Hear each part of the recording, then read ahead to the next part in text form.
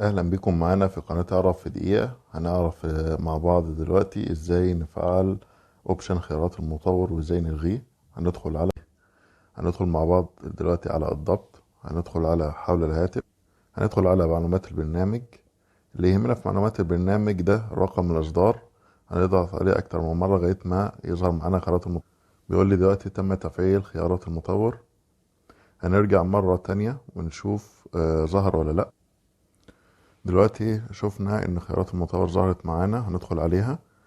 الاوبشنات دي كلها موجودة، ممكن حضرتك تستفيد باي اوبشن فيها تحب تفعله او تحب تلغي اي اوبشن متفعل. الامر ده متاح ليك. طب لو عايز تلغي خيار المطور هتضغط على مفعل ده هتخليها غير مفعل،